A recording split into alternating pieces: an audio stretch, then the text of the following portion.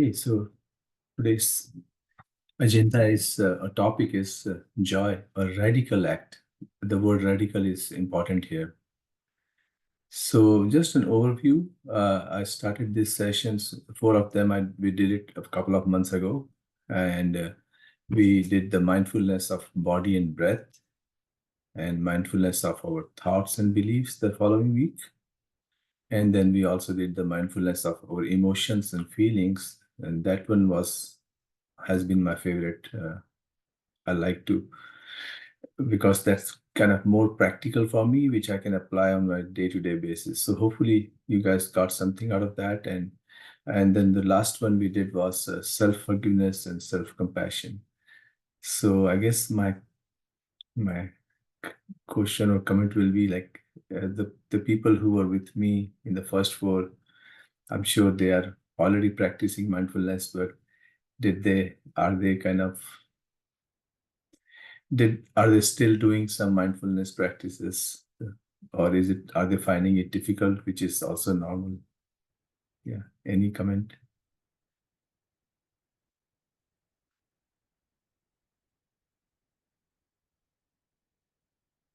That's fine. Good morning, Aubrey. So yeah, hi. So let me ask you, Aubrey, have you been doing any mindfulness since we last met? It kind of faded. I Yeah. stopped doing it after a while. And Uh-huh. these sessions really help to, remind me and bring me back onto like some kind of a routine, so it really helps to have these set Yeah, scheduled sure. sessions. Yeah, and it's pretty normal to kind of not like even the regular meditation also. Uh, but the idea is like, when we go through this mindfulness of body, breath, thoughts, emotions, some of the points kick in and more. It's like if we develop the muscle of mindfulness, it's a muscle, right? So you cannot in one or two sessions develop that machine. Just like we keep going to gym to develop certain muscles, and this is an ongoing thing. So hopefully in our day-to-day life, the idea is to improve our day-to-day life for our overall well-being, so that we can and me included, I'm here to kind of practice that muscle too, and just like you are here. So yeah, that's up. We'll continue. So next five sessions, we will be doing joy, a radical act, which is a mindfulness of joy in some ways today, and then we will follow it up by mindfulness of equanimity and peace, and then cultivating metta, which is a Sanskrit word, but it's called loving kindness the following week, and we'll also do the enhancing resilience. So yeah, it should be fun to just talk about these topics. And just like before, I'll start with kind of warm-up exercise, just to get us kind of thinking on that towards that topic. And of course, in the warm-up exercise, we will not be doing the actual uh, meditation on the talk, but it's just a warm-up to start thinking about the topic. And then I'll follow up with a talk where it's important to academically talk about the topic to what it is, because by a lot of us, me included, when we look at this topic, we don't know what do you mean by radical act. To me, radical is some kind of political act, and how come joy be a radical? But that's why we are going to talk about that. That's more of academic nature, so you can listen in, and then after that, the fun starts. We will do a group meditation, a guided practice, which is where we will apply what we have learned about the joy as a radical act to ourselves. And this is you guys will be doing for yourself. And that's the fun part of it. Hopefully, we will be able to feel and taste the joy, which I'm calling as a radical act here. And then we'll end with some interactions, questions and answers. And this time around, all the next four sessions will be only 1 hour. So we'll be time sensitive to make sure we complete in next 54 minutes. So yeah, any questions?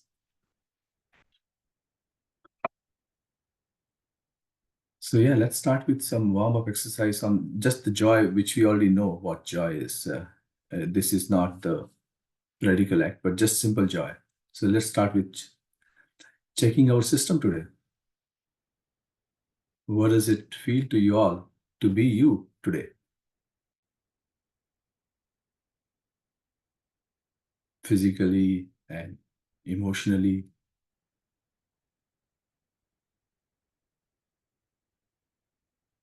It's important to give I'm intentionally pausing because it's important to give some thought to it or feel it or some. It's not just an academic way of me talking and you listening. So that's why I pause myself. So, what is between you and your true well being today? We say when somebody asks us, how are you doing? We say, yeah, we're fine. But that fine to me is not 100% fine, I can guarantee, me included. It's maybe at the best 70 to 80% fine, but we call it, well, we are fine. So, what is between me and my true well being? By true, I mean 100% well being. And unless we kind of ask that question deeply, we will never get to that 100%. We will keep ignoring that 30% of our well being. And we will call ourselves and convince ourselves that we are fine. What do you not want to feel in your life? Is it rejection, fear, shame, anger, sadness? It's true for all of them, are true for me. So let's talk about the feeling part of it. What does all these feelings of anxiety feel like in your body? Like when I'm stressed or feel rejected or some kind of emotional fear, I get some kind of ache in my heart. Or some people get sweaty palms, or some people get dry mouth. Or in general, some people get lots of negative thoughts in the mind. That's also kind of a bodily feeling. That's all about negative thoughts. But now, today's topic is not about that. How does joy feel like in your body? Have you ever thought about what joy feels like in your body? We kind of little bit know about how the negative feelings feel in our body because we have gone through that and they are more severe sometimes. So we can feel it. Oh, today I'm feeling very heavy. Or, or sometimes we can feel that in our body. But we don't always feel joy. Can we feel joy in the body? It's easy to feel joy, but by default, our mind is not interested in feeling the little joy, especially. I mean, if there's a big joy which happens 2 or 3 times in our life, we may feel that. But in the last 2 days, how much joy I've felt in my body, I would say almost zero, because I was not interested in feeling the little joys. But we know that even small moments of joy can reduce stress and inflammation. It can make us more creative and productive, but we kind of ignore that by default. It's easy to forget the positive emotions in our body. Why? Why do we forget? Because we have been conditioned to tone down our enthusiasm and ignore our body's emotional response in general. Even like we don't feel negative, we don't really feel in body. We ignore the body emotions for negative, but we ignore more for our positive emotions. We rarely feel anything when something small happiness happen. In fact, we ignore it. We take it as no big deal. So just for the warm-up, I would like you to list 3 tiny joys you noticed during last 2-3 days. Feel free to put them in the chat if you don't mind. Joy is contagious, so even if they are small, we will all like to read them in the end of the sessions, those tiny joys. And this is just a warm-up exercise.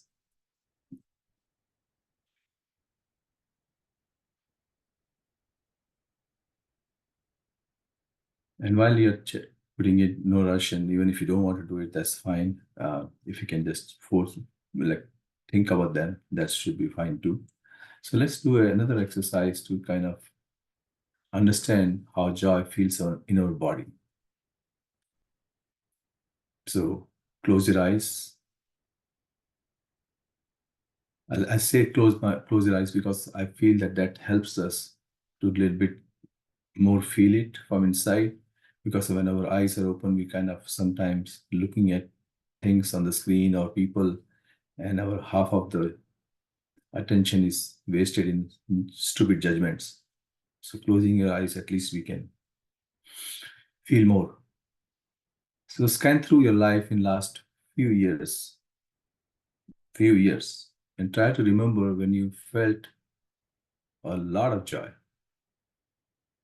significant joys. And I'm sure in the last few years, there must be some times. It could be a time when you felt completely free and happy for yourself or for your family or for somebody else, friends or your parents, when you laughed and really were happy from deep inside. It may be a big achievement at work, something you achieved, or something your family member achieved.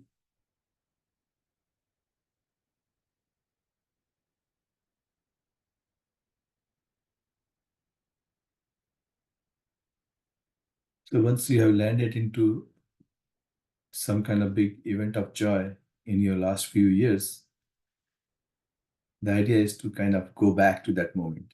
Really, really imagine that's happening right now and you are there.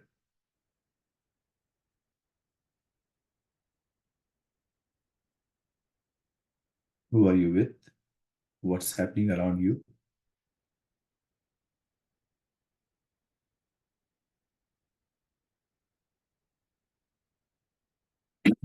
Now, turn your attention to your body.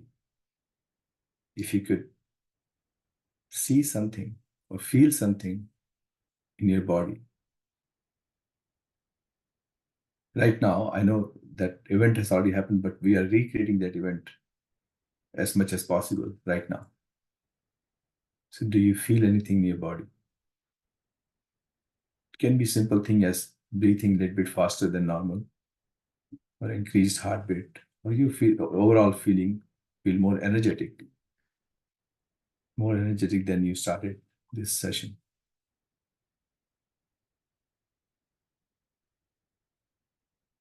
Stay with that moment a little bit more because as you know, whatever we focus on grows.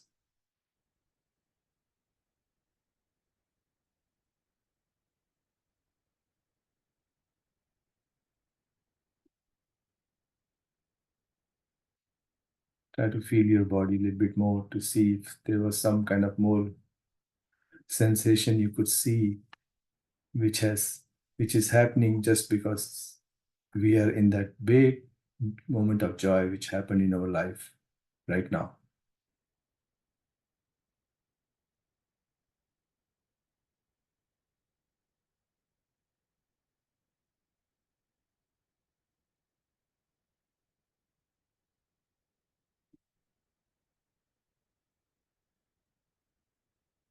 You can open your eyes now and this you can make a note of to yourself if you felt something in the body.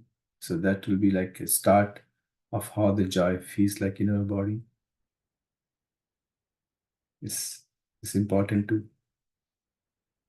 be aware of that a little bit because all these sessions are about mindfulness, including joy. So let's be silent for 1 minute before we talk about a different kind of joy. And I call it innate joy. INNATE, innate joy. We'll talk about it, what is innate joy in my talk, and why innate joy is a radical act. And after the talk, we'll do the guided meditation. We will hopefully cultivate the innate joy within us. And as I said before, like the more we give it, in our guided meditation, the more we will get out of it. It's a heartful exercise for yourself. So no matter what I say, unless you feel it, then only you will benefit. So let's be back in 45 seconds.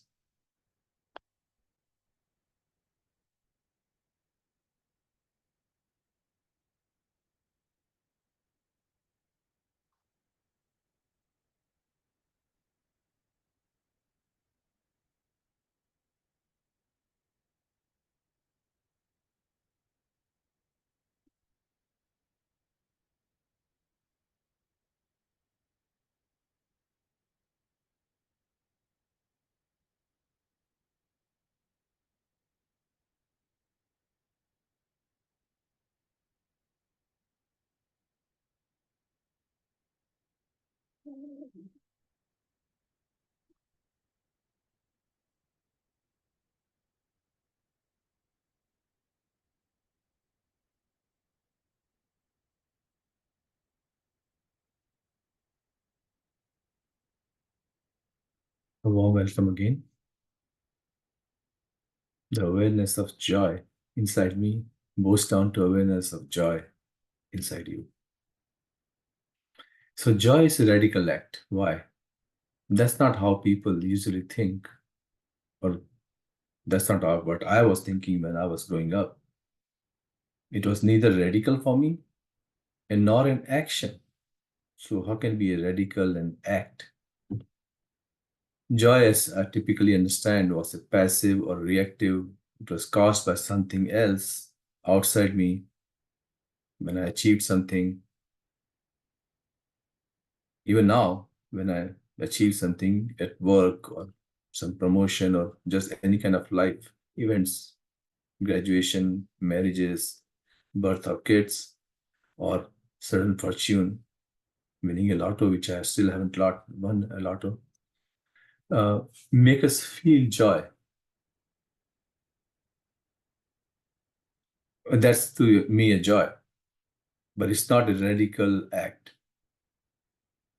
Then why? Because it just fades away into dull memory after a while. And then I look for some next joy in my life. And this kind of joy or so-called happiness, even is called suffering as per Buddha's thinking. He used to call it dukkha, which is translates to suffering.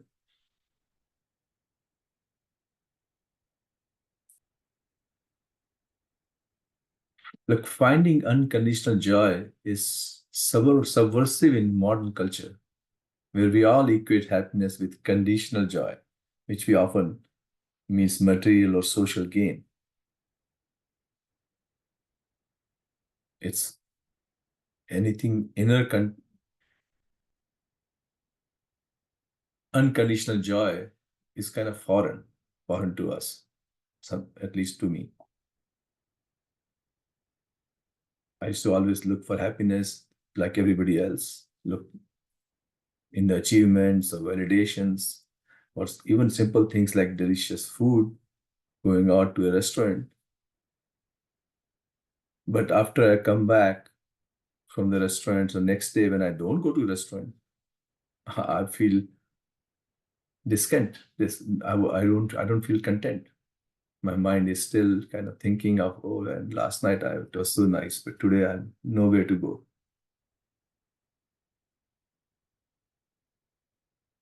And then, this kind of happiness and joy is increasing because, as you can see, our social media, in fact, promotes that, bombarding us with all kinds of good things or newer technology or all kinds of things, which is all about consumption, consumption, consumption, consumption.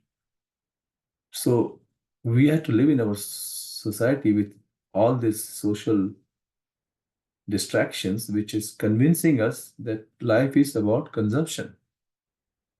In fact, my own kids believe that.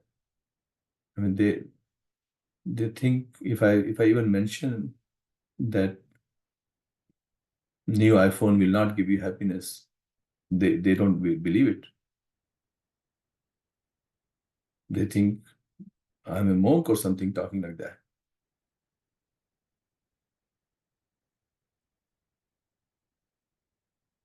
Like some countries have tried to redistribute this commodified joy evenly, like in communist countries and things like that. But it's still disproportionate. I've seen in countries like some people are so rich and some people are so poor. And some people are getting so much money who don't really deserve it, and some people don't get anything. So that adds to our thinking about joy. Like we feel it's not enough. If you have a house and I don't have it, I feel I'm not enough. It denies the basic idea of our happiness, that happiness itself is not a zero-sum game. That, okay, we have so much happiness, let's divide it to six of us. And if I take more, somebody has to take less. It's not like that. And indeed, neither is temporary or dependent. It's not a zero-sum game. But our mind sometimes think that it's a zero-sum game. If I've achieved something, even at work, somebody else will not achieve that or achieve less. It doesn't have to be that way. So that's where our lack of, we feel that it's depending on other, joy is dependent on other factors, and also it's not abundant. And it's a zero-sum game.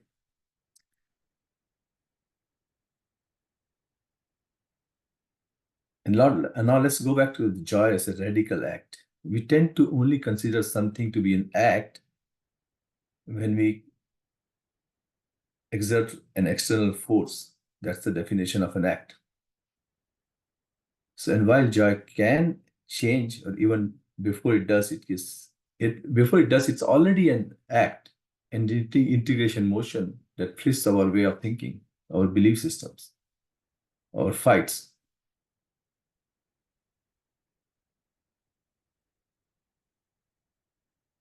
It's the way we approach our life from within. We will talk more about that.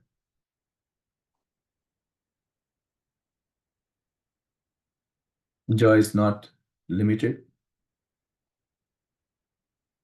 Joy is not, there is no finite amount of joy in the world.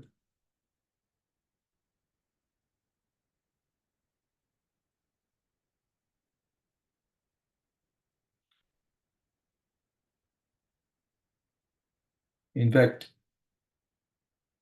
by cultivating this so-called inner joy, we can turn the scarcity into abundance and undermine the whole economy of commodified happiness.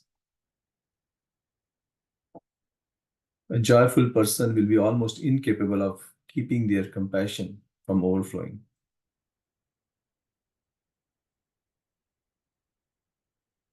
It will increase our small kindness towards our daily interactions. So why is it radical act? Again, going back to the same question again. Why? Because we need to cultivate it. It won't come by itself. It will never come by itself. That's why it's an act. Unless we cultivate it, take that action of cultivating it, it's not coming by itself. We will keep defining the joy the way we have always defined. And when we cultivate something, just like we were talking about mindfulness muscle, it's not going to happen all of a sudden. It takes some time. So we have to keep activating that inner make joy as a radical act in our daily lives. And with regular practice, we will have that inner joy, which is unconditional and abundant. I know still the notion of this radical act may sound like an abstraction or idealism. It did to me too, so I understand. But there are some concrete steps which we can talk here on how to cultivate it. It is possible, and actually it's our birthright. Why not? We were born to be joyful, irrespective of where we were born and how much money our parents had or how much money we will make. We were born here to be joyful, but we forget that.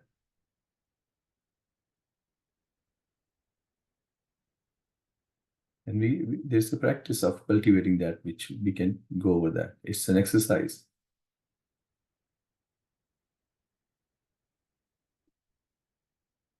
If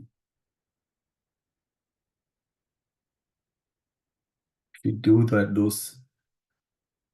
if we work on that muscle of unconditional joy, happy without a reason,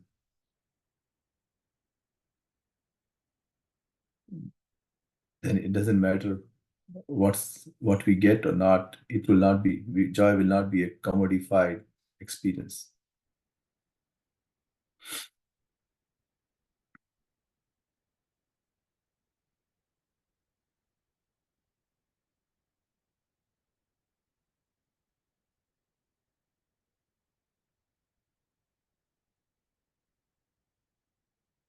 This inner joy, they refer to as a sense of happiness or contentment that's come from within, rather than by depending on external circumstances.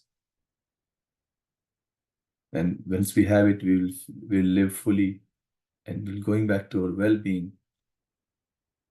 Then only when somebody asks me, how are you doing? Or somebody asks you, how are you doing? And when you say, okay or fine, with inner joy, we will be 100% fine, not just 70%. That's the goal is, that too. When we say ourselves we are doing fine, it should be 100%.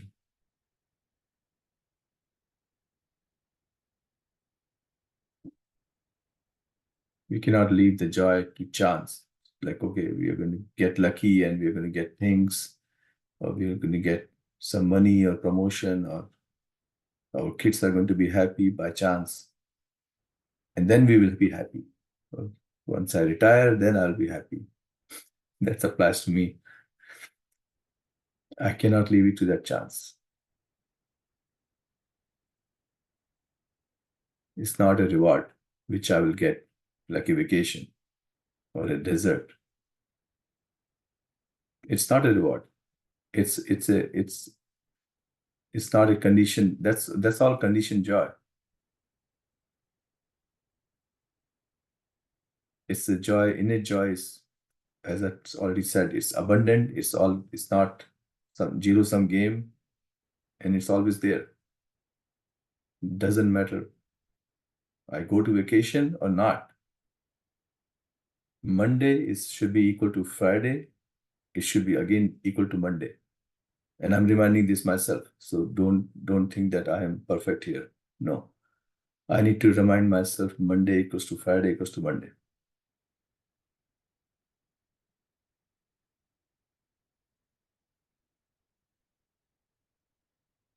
And you know why we have been like this? Because when we deny ourselves this joy, we are suppressing part of our humanity.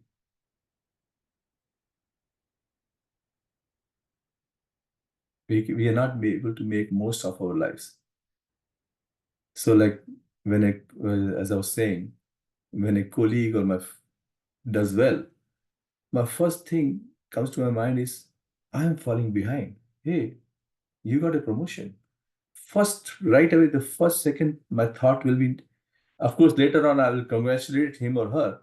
But before I congratulate him or her, the first instant reaction will be, I am falling behind.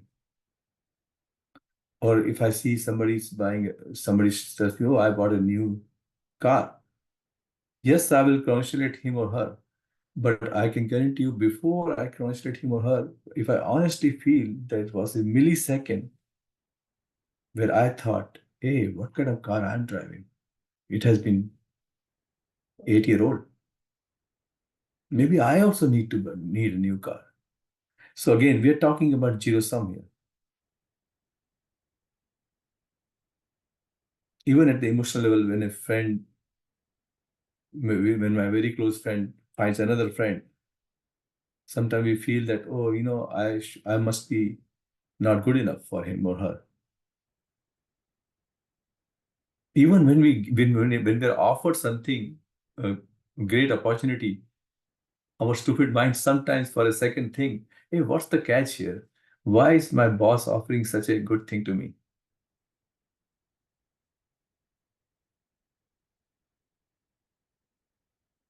And sometimes we feel simple as guilty that, oh, I'm having such a nice time off. And when I switch the TV on, I see other people suffering. So I feel kind of bad. All these things are kind of designed to for me to not feel the inner joy.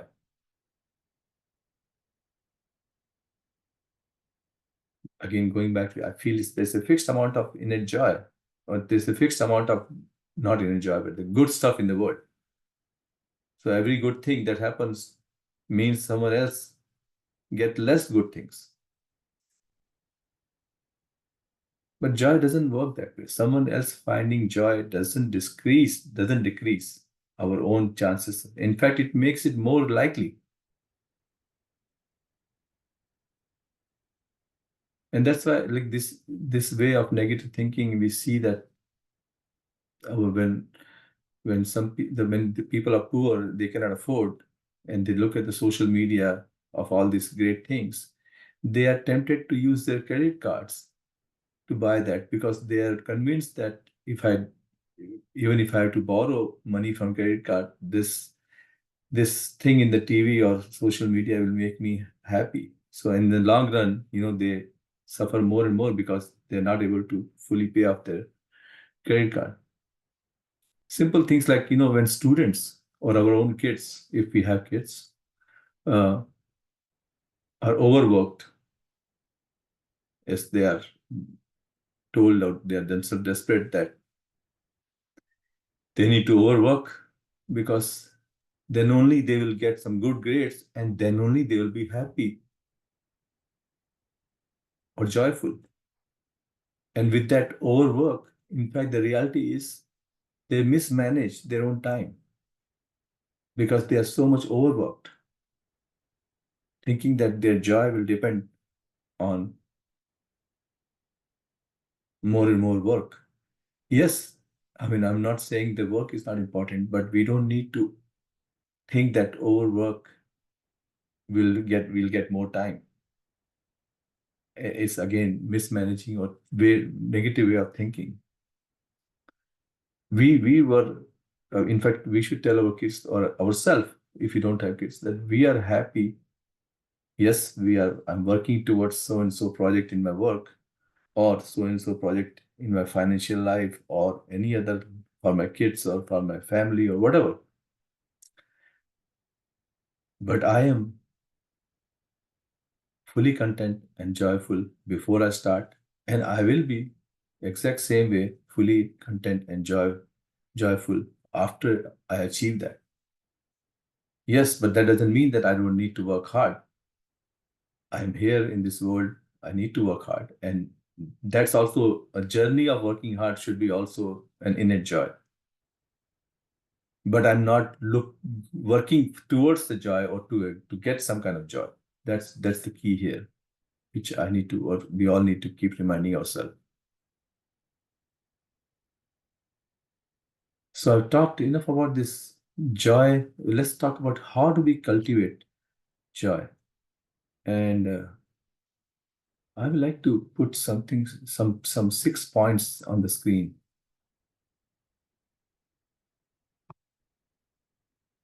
If I could find them. Use the share button. Share.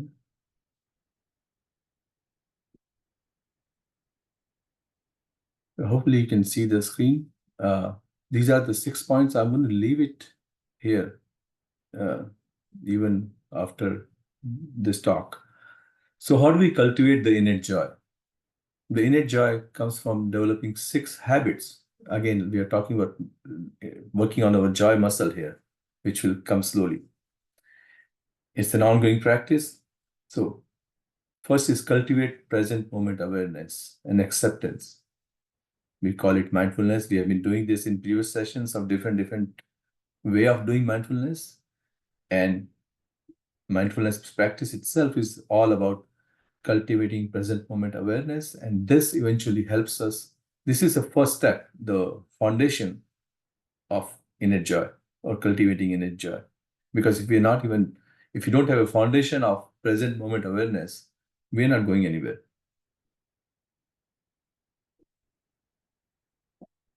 This can help because once we are aware of the present moment using this mindfulness practices, then only we can find joy in simple activities and experiences. I still remember many years ago, uh, I used to go to work driving the same path, and I was not mindful, and I didn't even know what mindfulness means at that time, and so I kept going for years to my job, driving on the same path.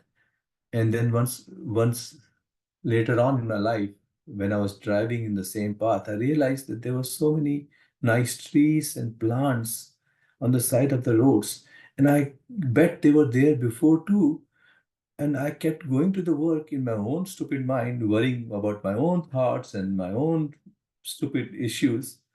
I didn't even look at those plants and trees for so many years. So that's called a missing of present moment awareness. I could have find some simple joys looking at those plants and trees. They were there before too.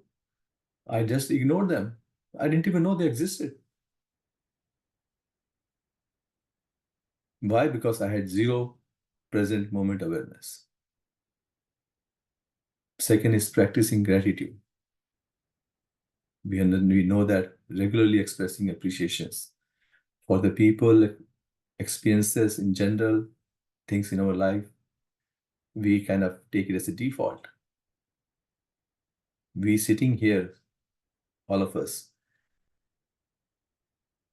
thinking about this topic, it's itself is a great achievement, great thing. And I'm grateful to be here because as I'm talking to you, I'm repeating from my own mouth all these things, and it's benefiting me. And hopefully it's benefiting you. So I have full gratitude for being here. But I should not take it for granted. Connect with nature. We know that nature can do so much, brings us so much happiness, and again, present moment awareness. Finding time for activities we love. Sometimes in our daily lives, we are so busy and we do not do enough of activities. We leave it, or we will do it once we have time or once we grow old, and then we will do those things. And next is the practicing of kindness and compassion. We will talk about that in our metta practice in the third session, but it's very important. These are the small so-called radical acts, which are not just good to have. There's an act behind that. And I will tell you an example, which I have been doing it. So that's why I like to share. I see so many times when I'm out or even from my home, I see ambulance passing by with a horn. And every time when I see an ambulance, or even I don't see it, but I hear it, I make it a default to say a simple line: may he or she be happy and peaceful. I don't even know who that person is in the ambulance. But and I'm not, you may say that, oh, I'm not benefiting, I'm not giving any money to that person. Yes, I'm not giving anything. But this is the way of cultivating kindness and compassion inside me, that every time I hear an ambulance, just here, I repeat, may he or she be happy and peaceful. And it takes me 5 seconds to say that, and then I continue what I'm doing. But this is kind of way of me trying to cultivate kindness and compassion. Something I thought I will share. And last is the embrace imperfection. We all want to be perfect, and it's very hard for us to forgive ourselves and others of past mistakes. And those things keep biting. And me, I was a big part of that. I've talked about that, how uh, I came out of my own way of feeling guilty around the way I lived my life. So I need to embrace imperfection and I need to be able to forgive. And we talked about in our forgiveness session. So these are the 6 ways to cultivate that muscle of inner joy. So yeah, I mean, I will leave this in the chat.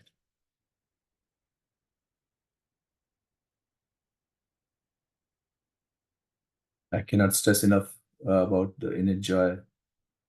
How can it help us physically, mentally, emotionally, and then, well-being? There are so many other examples I can give, but I don't want to spend more time on this because you guys already understand that it's a it's an act, it's a radical act, and I try to explain why it is a radical act. It is the benefits you already got by now. So I would like to end with a quote. Unconditional joy is not a destination to reach, but it's a journey to embrace, where every step taken is a testament to the boundless nature of our happiness. Yeah, let's be silent for a minute and then we will do some guided meditation and try to cultivate this inner joy. And that will be, I think, an heartful, we are used to calling it hands-on exercises. I call it hearts-on exercises.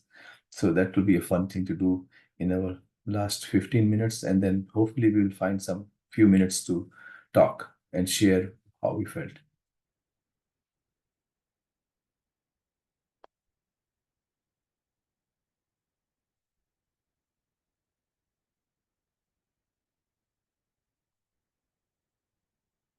If you have any burning questions, we can talk about that right now too.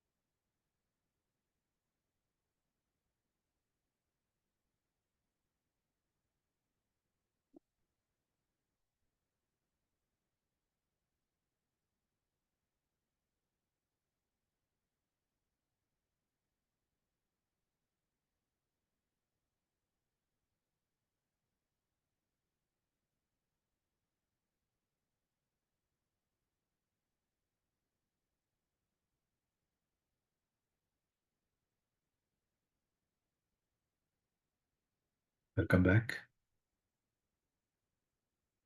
The innate joy in me boils down to the inner joy in you. So let's try and focus to get in really touch with our inner joy and see if we can cultivate it.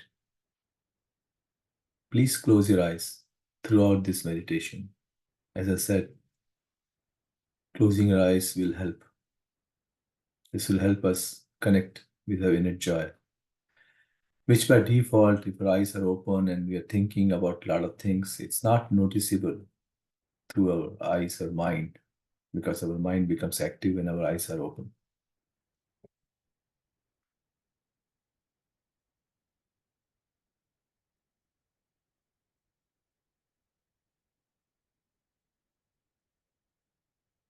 Connect to our body and breath. We talked about present moment awareness. Take a few moments to settle into your body, letting go of any tensions or worries. Just completely be aware of your body and your breath.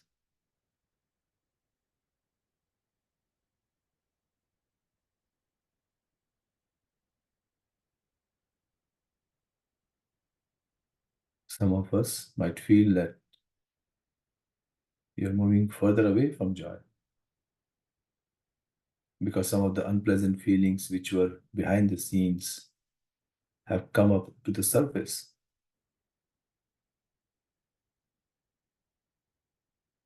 Do not judge them. In fact, try to name them and just let them go. Do not identify with those unpleasant feelings or sensations. We have talked before that, when we name our feelings, it really helps. And not identify with them. Like examples I've talked is like, I am feeling sad, or I'm feeling angry, or I'm feeling sick, but I am not sick. I am not sad. I am not angry. It's just I'm feeling sad, angry, or sick. No need to hide our unwanted experiences also. Like, give them a gentle space. Awareness of the breath. Feel the air entering your nostrils, traveling through your lungs. Feel your chest or body, the air in it, and how your breath is supporting you. Have some gratitude towards that. With each exhale, try to release any stress or tension which may be still lingering a little bit. This will help you completely relax before we take the next steps to cultivate the inner joy. And we will be following the same 6 steps which are listed on the screen or in the chat. Yeah.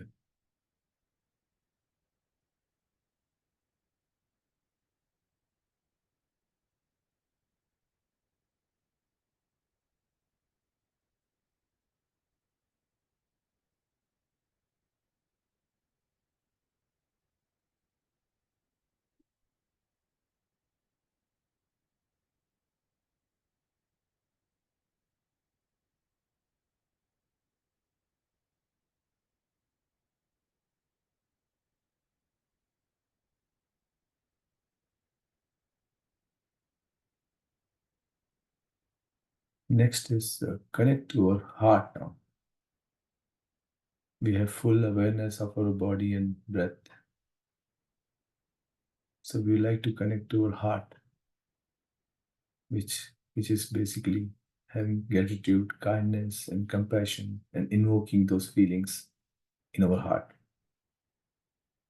You may want to put your hand on your heart, which in my case, it helps me. We can always feel the warmth and kind of compassionate radiating from our hearts if we really feel it.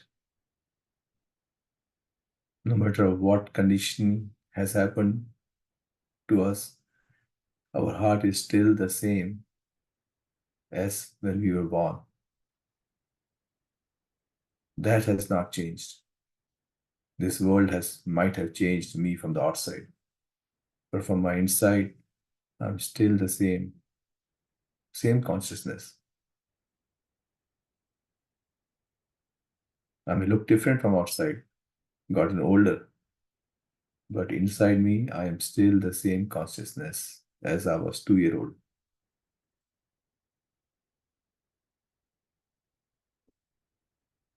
Feel that warm sensation in my heart, in our hearts. Whatever we focus on grows.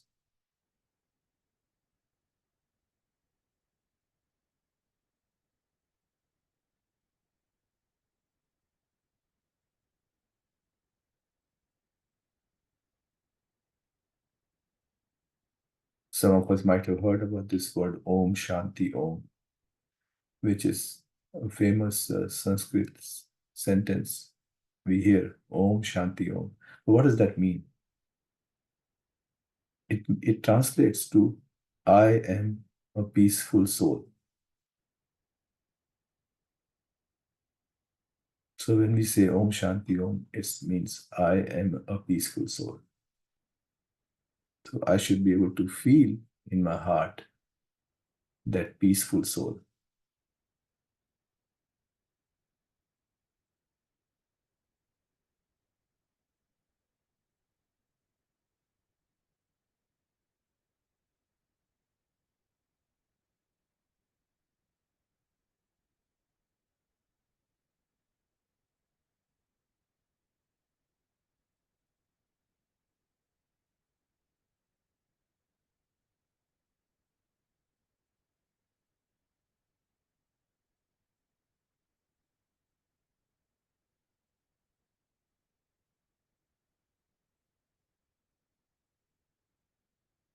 Continuing on the next steps as listed on the screen, you don't need to see, you can keep your eyes closed.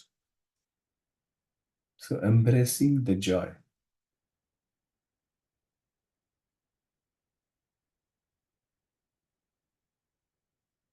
When we are embracing our joy, we can feel ourselves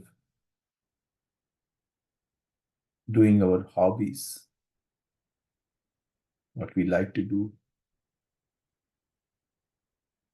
We can also imagine that we are walking in the nature, looking at our favorite plants or trees if we know some, if we have some, or the flowers close to your home, which you might have noticed before. Just embracing the joy. It's in the little joys where the inner joy lies, not in the big joys, not in the big events which we keep waiting for and which are temporary. The small events are always there, they're not temporary. And this is where the inner joy lies. So we need to totally embrace the little joys by connecting with nature or our hobbies, the things we like to do. Feel it in your heart, your mind, your soul. This inner joy is yours. It's always been there, waiting for you to notice it, to embrace it. No matter what challenges you are facing, even in the middle of those challenges, this inner joy is looking at you like a baby, looking at the parents angry or suffering, but the baby is nicely looking at them. This inner joy is like a baby looking at you, that I'm still there. I'm not going away. And this inner joy can be the source of the inner peace and unconditional happiness, which we are looking for. I know you may still have some thoughts and emotions which may arise. Just acknowledge them, name them. When there's a sun, there's always clouds. Clouds come by, hide the sun, but they're temporary. You can notice the clouds and they will go away. Sun is always there.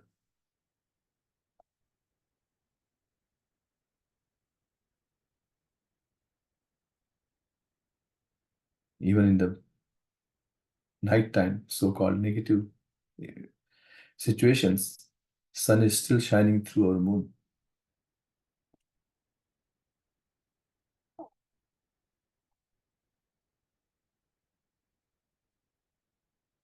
So the next one is affirming your joy. And here is also like we can equate that with self-forgiveness. Because all of us are grown-ups and we have done mistakes in our lives. Some people may have done very small mistakes, some people may have done a little bit bigger mistakes, but we need to affirm our joy. And the only way we can do that is by self-forgiveness. And please silently repeat these affirmations to yourself. By repeating this affirmation, is the way we can cultivate this inner joy. I'm filled with joy. Joy is my natural state. I carry these joys with me wherever I go. My joy is limitless and always available. Someone else finding joy does not decrease my own chances. In fact, it makes it more likely.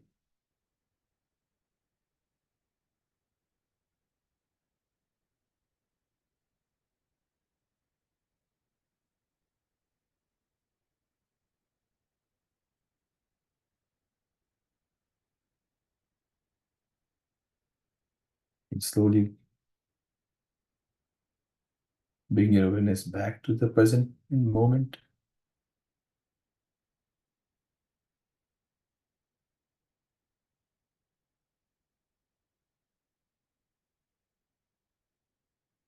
Please keep in mind that this practice can take time before our inner joy is totally uncovered. But if we do these 6 practices, we can, and do follow up with some affirmations, we can build this muscle of inner joy. So please repeat after me if you can, for the last time before we close.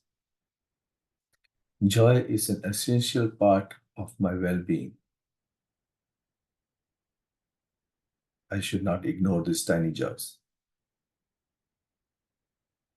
Or I don't need to earn it, or wait for it, or seek permission for it. I can make it for myself. I am worthy of joy, just as I am. I was born to be joyful. I deserve joy.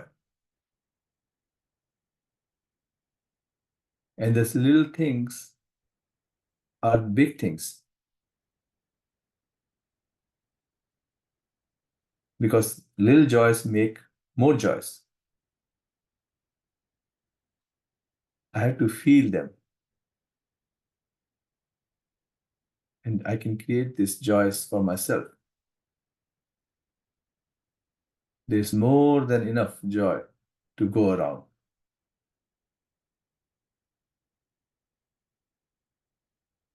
And when I'm doing these 6 practices of inner joy, I understand joy is a radical act.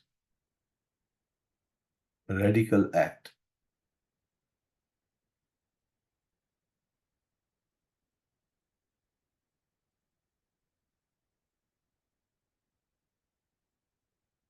This concludes my meditation. You can open your eyes. I sincerely hope that you will continue to practice cultivating inner joy in your ongoing life.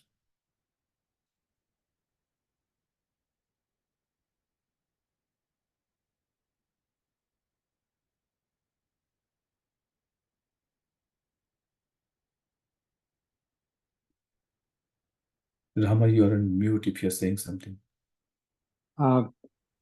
Perfectly okay. I'm okay. I really like. Thanks.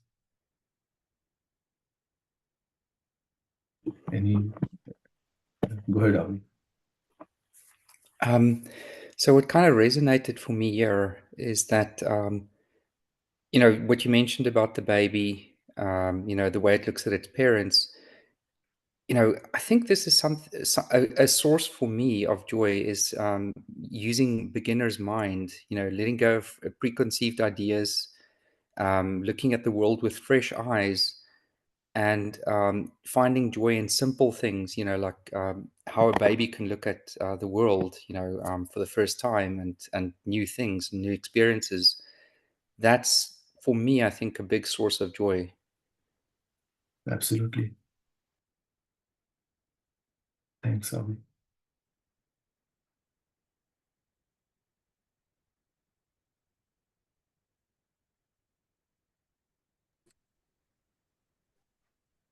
Sanjeev, this entire presentation with the pointers and with the amount of, you can say, methods and information was very vital. The way you have shared it was so vital, and everything was very understandable to me. And listening to you go through each as sectional, does bring about a lot of clearer understanding into what we really are already and yet we want to be. So that's such a, that itself was, it was honestly for me, it was very good thing to come to this session. And I was already